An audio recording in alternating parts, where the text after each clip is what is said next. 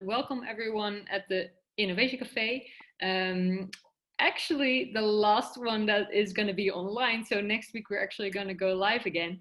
And Esther is the one who's rounding the online sessions up for us.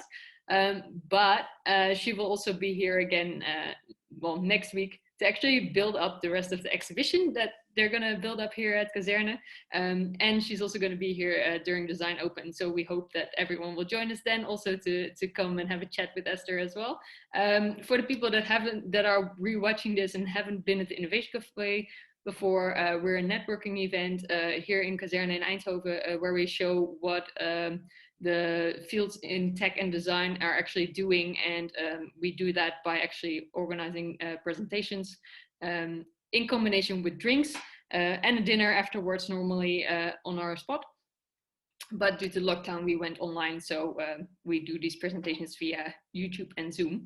And today we were provided with a presentation by Esther from Vantot. And Esther, thank you for the presentation. We're just going to go into a couple of questions as well. So if there's people that are watching here, then they can either turn on the camera and ask the questions themselves, or put them in the chat. That's also fine, whatever you prefer.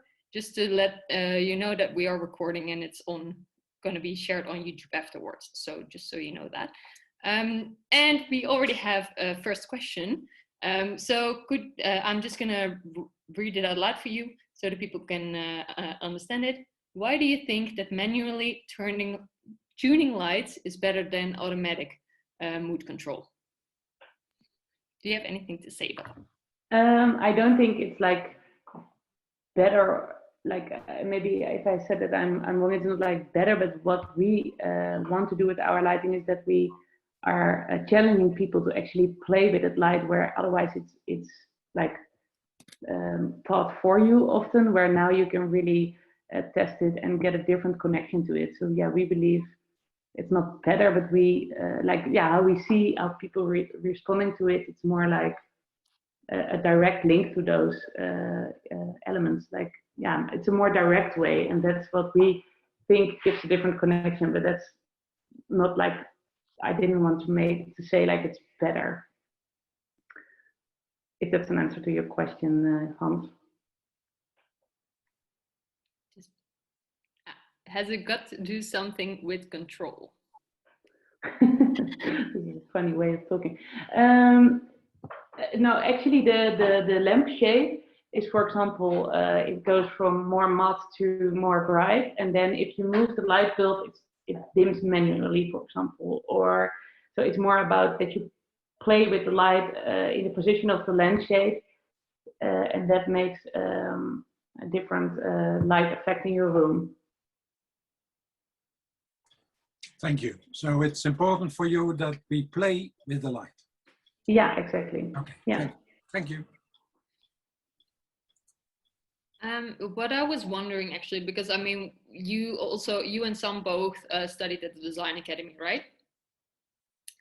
Can you, because I feel, maybe I'm completely wrong about this, but like as far as I've seen in the last couple of years, there's a really big focus on like social design.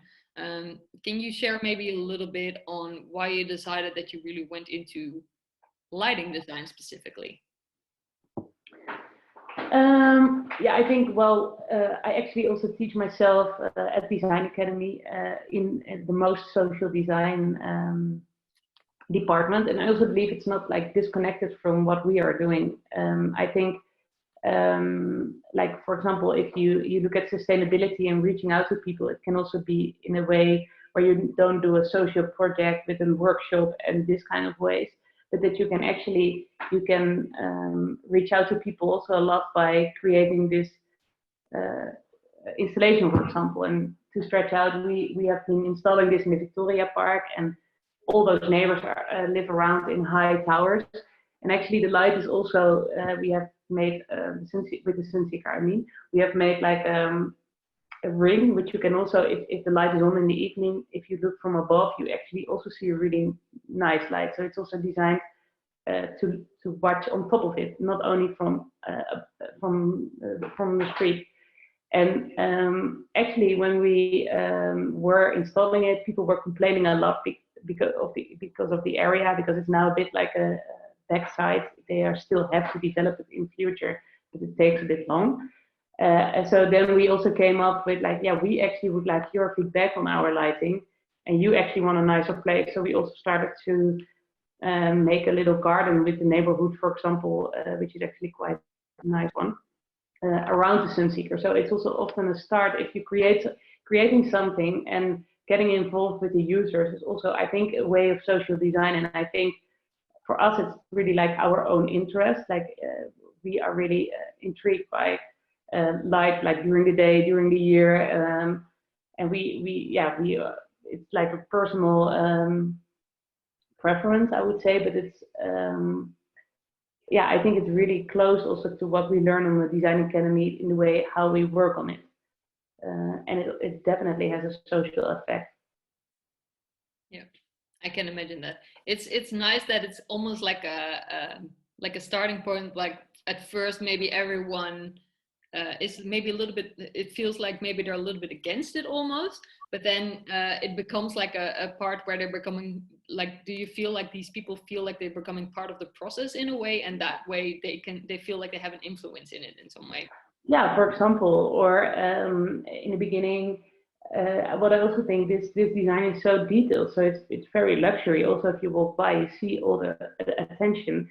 In the beginning, we got the comments like, "Oh, this will be damaged, and it will be like it's not fitting. It's an unsafe area here." But actually, this light can also respond to people sitting there, so it also creates a safer place. And all those things, reflect actually on the atmosphere, for example, in the area, but also how people treat this surrounding. And so yeah, it has a lot of effects where you actually design it at. So it's not about when we work on it, it's not only about, oh, let's create a very really beautiful street lantern. That's not how you work on it. It's like really looking at what's needed there, for example. I can imagine it's also because this the Sunseeker project in the Victoria Park, was that the first time you're actually really creating lighting for an outside area in this way? Yeah, definitely. Like actually, like we get ourselves get really inspired by all these technologies that are found out somewhere in the laboratory, and it's never finding. It sometimes doesn't find the street or the normal people. So we are always interested, like what's happening there. And then we were actually challenged by Alliance, the research center for the solar panels, like, can you create something like an art piece for in the Victoria Park? And then we said, now we think it shouldn't be an art piece, but it should be street lamp, like a street light, which is guiding you from A to B. And when we succeeded in this challenge, we are now where we are. So we are now working on really getting it into the complete park and in a final application. Final. I can imagine a lot of extra details come into play when you're creating something for an outdoor area. Were there a lot of things that you ran into that you hadn't been in contact with? For example, I can imagine that you had to deal with the government a lot more in this way. And can you share a little bit about that experience that you had? I think that's also where I talked about in my presentation. I think it's really important to create a really good team around you, because it's of course very new. So we have been meeting a lot of new people, and it's like a complete new network we had to set up. So that's what you first have to do before you can actually even start, because otherwise people also do not believe you, almost. And I think especially the world of streetlight is not like, it's a bit conservative in a way as well. And I think the government also, because I mean they want certain rules which are actually not applicable for LED even. Or we also make use of a DC that's it's a 24 voltage lighting, for example. So completely different than what we have now. And now it's in every street lantern there's like a driver that's inverting an inverter that's making it a lower voltage. Now, it's very technical, but so there are a lot of innovations within in the design, and it makes also that all the rules and all the guidelines they have in the government, for example, are not one-on-one the right ones. So you need the right people, and I think we have a really great team also in the government here in Eindhoven that help us with getting it ready and making it possible. But it's not easy in a way. In that sense, you are also innovating the system, like if you look at rules and regulations. Yeah. Yeah, and I can imagine Eindhoven is still like a relatively innovative city. Do you see this lighting, for example, also developing, that it would, for example, be placed into other cities, or do you see that happening for this project? Yeah, there's a lot of interest already, and I think everyone feels that Eindhoven is really innovative, and I think we are as well. But it's not. I didn't experience that gemeente Eindhoven is that much more innovative than another gemeente. So I think you feel it in the companies that are here and the possibilities we have, of course, with cycling to the high-tech campus, but it's not like municipality. I mean, itself. Yeah. Yeah. Okay, well, we have a question from our audience watching. So he's mentioning light has a large influence on health and well-being. The light indoor is usually too weak to compensate for the missed sunlight. Can you also make designs for good light that is strong enough to have influence on the circadian rhythm, the biological clock? Yeah, I can definitely make it. We didn't do that yet, but I'm really interested in this because I started to think more about it. I just have a little daughter, and she has like a different rhythm, and then you also have to certain fake light to make her go through this automatically, basically. And I think it's really important also to see the impact of the screen, like we are watching, for example, like what is this for impact, and what do you actually need, and what's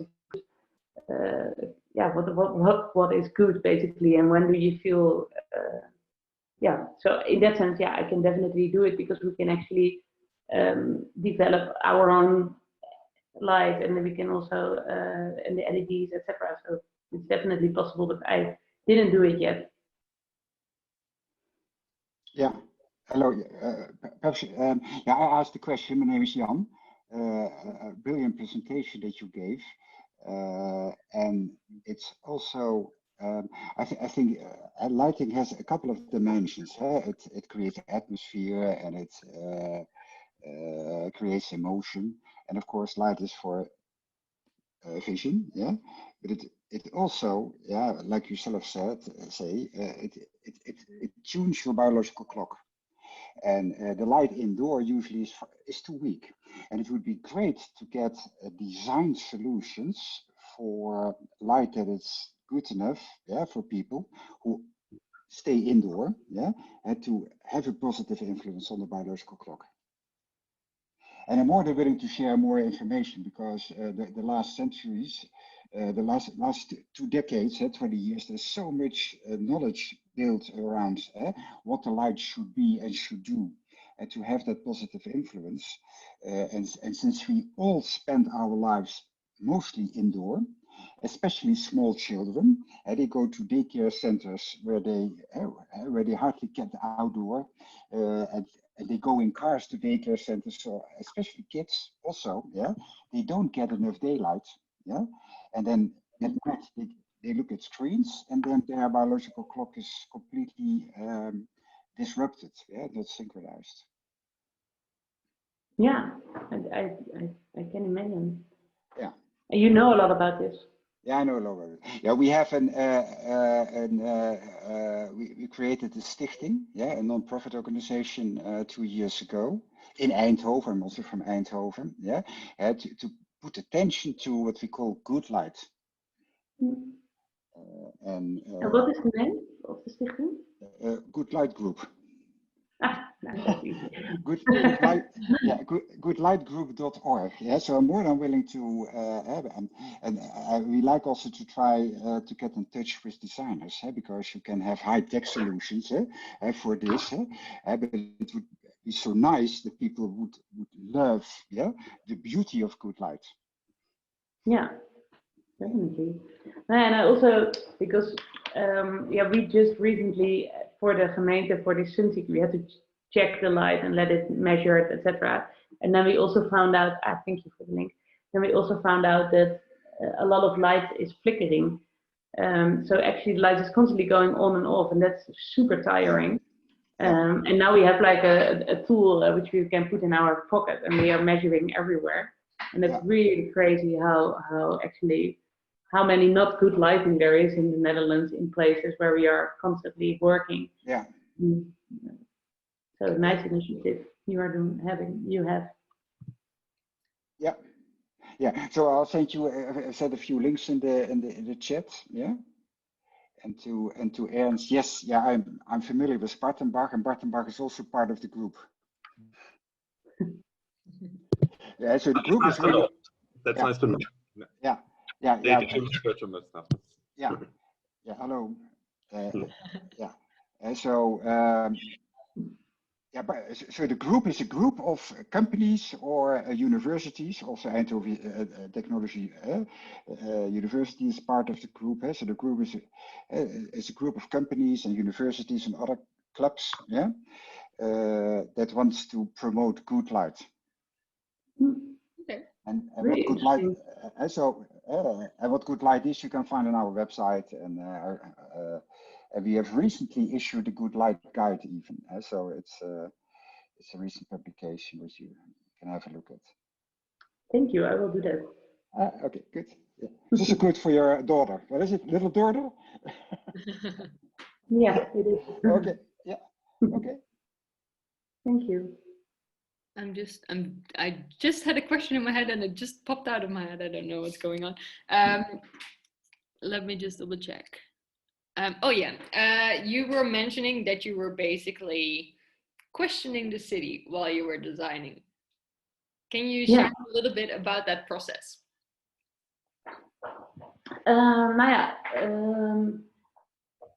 Like if we start with something like this, like they then want a park, and everyone is of course happy with it, and it should bring you from A to B, etc. And then you look at Eindhoven, for example, and you see the ring with a lot of cars constantly. You have to cross that. So when we start with a process like this, we question together with, in this case, gemeente Eindhoven, like what is the real idea? What do you want to achieve, and what do you actually want? And what I found very interesting is that in Eindhoven they are now planning to make from out of the city that you can walk completely through the green towards the nature, like what we see as nature.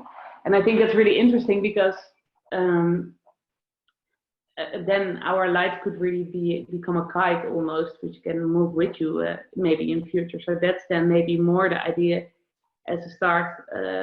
So in that sense, you question like what's the real goal behind this all, instead of immediately starting to design some lighting there. And that makes then also the idea like, oh, it can actually be something moving, it goes with you, it guides you. So it almost starts with, oh, it should be a kind of guide instead of it should be light immediately. So that's what I mean with that. And that was also like what's really nice that I have now a new collaboration with from a vendor from the university in Twente, and she's doing research towards smart cities for 4 years, like a PhD. And she was actually saying like this is one of the first examples where I see an efficiency but also poetry combined, where often like because I was also mentioning in my talk, like often it's are seen like or it is efficient or it's beautiful.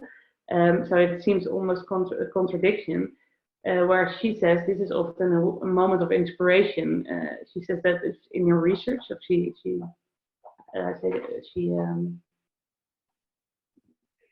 says like that, and I really believe in that. So we are now also collaborating to see if we can come up with new design questions for cities, for example, where this possibly contradictions, or a lot of people see it as contradictions, are maybe actually each other's friends. Maybe the real innovations of a city are there. So that's what I mean. Like also, for example, you have the ring in Eindhoven, which is then with all those cars. It's of course it should be there. So it's maybe you see like, oh, this is what we want, and we want a nice and green area, but together it's almost not possible. So we just ignore it.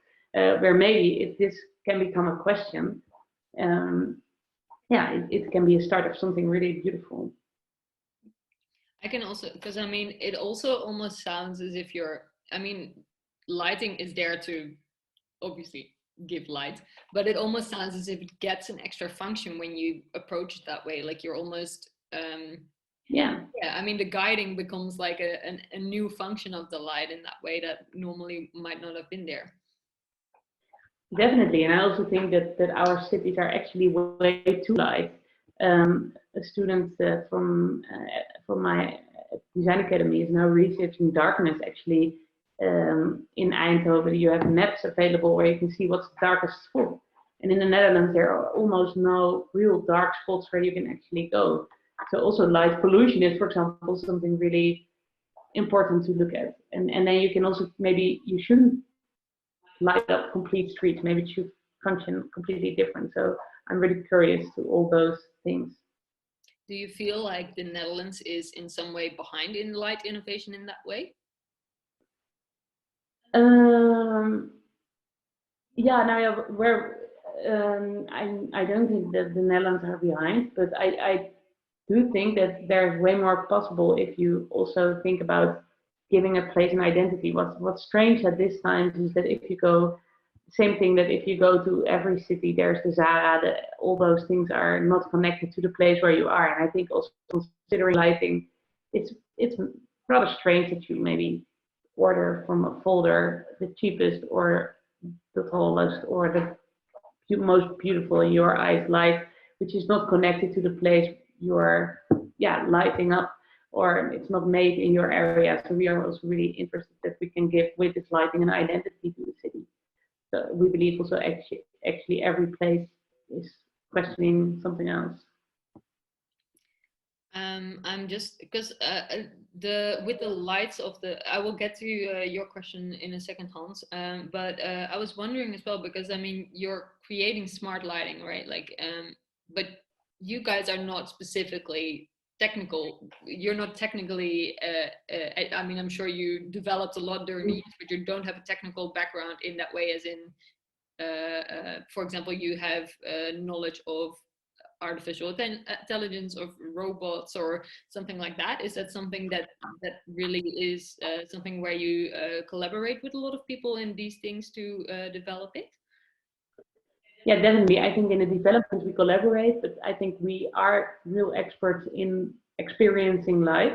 And I think that's really interesting because people like we are always observing this, and of course the Netherlands is also great because we have those 4 seasons and a lot of clouds, so it's changing also quite a lot the light. So you can also, that's also why really back in the days painters were always so interested to paint the Netherlands skies, etc. I think it's still a huge inspiration that you can actually observing, and also all this these lights which are we install in our houses. It's really interesting for us to observe this. And in that sense, we are real experts, so we can really ask the right questions to all those people. So they also like it to collaborate. Because you are maybe not technical, but you do ask the right questions in a clumsy way. Exactly. Maybe. You offer them like a new perspective on the whole thing that they're doing as well. Yeah. And do you feel like, can you say something about that collaboration between tech and design? Like, do you see some specific things where you're running into or where you see that works particularly well? Besides the whole... I think what I was mentioning also in the presentation, that for example this PCB, so that's what is normally hidden, and that we then use it as an aesthetic element that is really like for some people like, why they would never thought of this. So there's really like you question things differently, and I think in those collaborations that's really nice because you need each other. I'm not the one that can actually design a PCB, but I am the one that can think how this should look. And sometimes it's very difficult because you want a hole, for example, in the middle of your PCB of 10 millimeters, and the other things, it's really crazy. And we had, for example, we just had for this new light I was talking about, we wanted a round PCB, but they constantly were cutting off the sides because they wanted straight. It was easier. It was saving space. It was you could order more on the little surface, etc. yeah, we also use it as something aesthetically, so it was not possible. But then it's very funny because you start to discuss with them, and then they think, oh, whatever, okay. And then in the end, they get it. But yeah, these are all things you find out in the collaborations. Helping them rethink their own processes in a way. Yeah, definitely. I just want to get to Hans's question. Or more of a comment maybe. Might be a good idea to put some light on the bureaucracy. I'm getting the impression that the PR seems to have little connection with the civil servants working out the decisions. Hans, can you maybe elaborate a little bit? Do I understand the question right, that maybe the PR we have around this project is for a different world and we should actually connect to? I mean, especially the problems you're having with getting things accepted by the municipality. I mean, everybody wants to have a say in how things are going to be, and how much freedom do you have as an artist? Yeah. Now that's the biggest challenge, I think. There is a really nice, you have Licht, that's a magazine in the Netherlands from, yes, with all kind of light. You know it? Yes, I know. Yeah, and I know, like, the Gerrit from this magazine he mentioned is for it's sent to a lot of municipalities as well. But I do see this as a problem also, a problem, not a challenge in the Netherlands, like how to connect to the right people and convince them, because you have convinced, for example, the project leader or the developer of this area, but then in the government you come to the ambtenarenapparaat and you have to work with the light expert, the sustainability expert, and they have their own ideas, and that's not always connected to the ideas of this developer. So yeah, there's like but actually me and Sam, we also like to convince them, and actually this test street was also a way to convince them, because yeah, we can show it works and it's beautiful, etc., and we can make it work where there's a lot of hesitation in the beginning. So we also often seek, like, can we prove it? How can we prove it? Can we make it smaller that it's possible to test it and to show you? But it's often, I think, a problem. That's completely true. So this PR tool is one, but it's, yeah, it's something to think about. Yeah. Okay. Thank you. Yeah. And did you want to ask a question? Yeah. So are you also working with other light sources beside LED? I found the remark you made, by the way, very interesting. So Edison shrunk the electrical light to imitate the candle, to make it a point light source and compatible with candles. And now, yeah, all the industry is coming up with is replacing these light bulbs. Whereas with LED, you could have, you know, areas or whole walls lighting. So are you working with something else beside LEDs? At this moment, not really, actually. But it is a nice idea. That's maybe also limited, that we are also limiting ourselves in this. Yeah, I mean, that, you know, I'm LED progressed quite a lot. Huh? It's quite nice, and it is certainly better than, for instance, since we talked about street light, these horrible sodium vapor lights. Huh? But yeah, in some situations, I still prefer a nice light bulb. Huh? And yeah, especially in theater lighting, which is very dear to my heart, I see that some old productions are ruined because they now use LED light, huh? Instead of the original. Yeah, that's true. Light.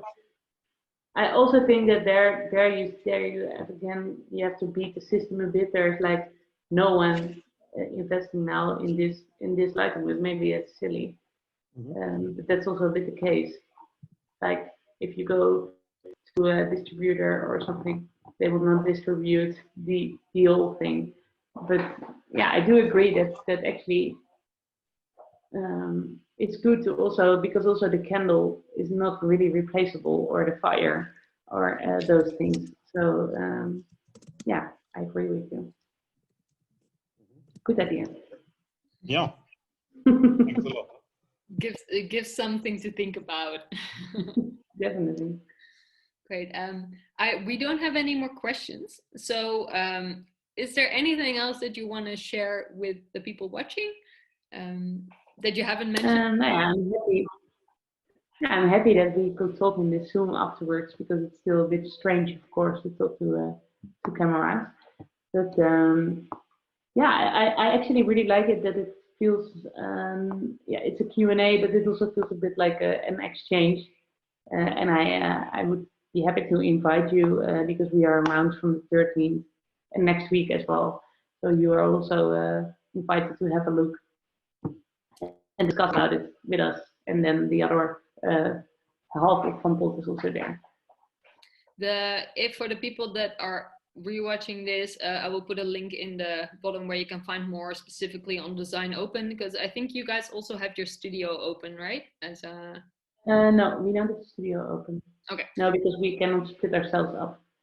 But the terrain, Sexy Say, is open, so it's really nice to go there and visit other studios, and you can definitely watch through the windows our studio.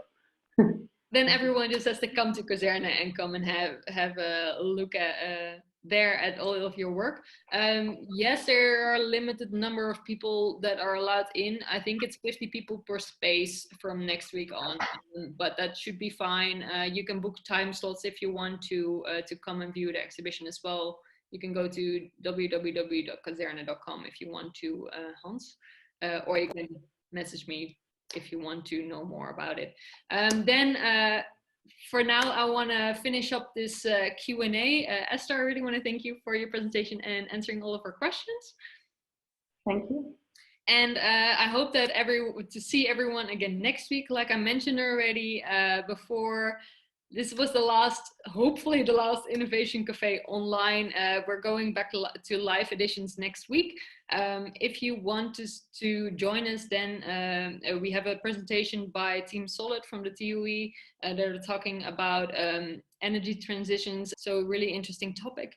And you can view the full program at ehvinnovationcafe.org, and that's also where you can sign up, because we prefer, because we have a limited seating, we want to ask everyone to sign up front.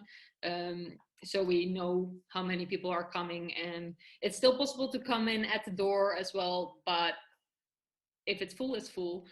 So it's better to reserve a spot and be sure that you're going to be let in. So we hope to see everyone there next week. And for now, I want to wish everyone a nice evening. So and hope to see